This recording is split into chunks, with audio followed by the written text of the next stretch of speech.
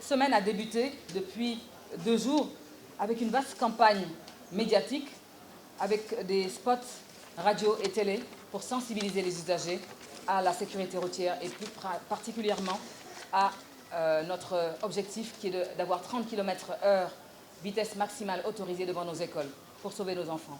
Pourquoi agissons-nous? Pour tirer la sonnette d'alarme, mais également pour faire reculer les accidents et leur gravité.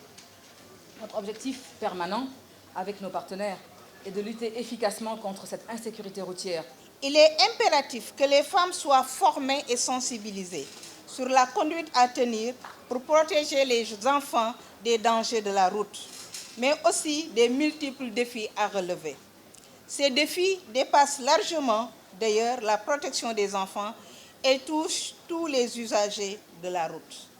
Son Excellence le Président Macky Sall a récemment fait un appel aux populations pour un respect des valeurs civiques et un changement de comportement.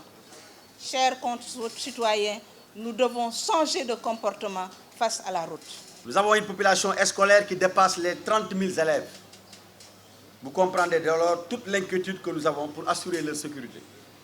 Non pas seulement aux abords des écoles, mais aussi jusqu'à leur domicile respectif. Du côté de la nouvelle VDN 2, notamment au niveau du viaduc, ouvert récemment, au mois de janvier passé, ce sont souvent des cas d'accidents mortels. On en dénombre à ce moment 6, qui concernent aussi bien les enfants que les adultes. Il n'y a pas 10 jours, nous avons perdu une élève âgée de 7 ans en revenant de la plage, par manque de passerelle, a été percutée et décédée en cours d'évacuation. Des solutions doivent être trouvées et des mesures énergiques prises pour venir à bout de ce fléau qui cause tant de malheur et coûte cher à l'État et aux citoyens.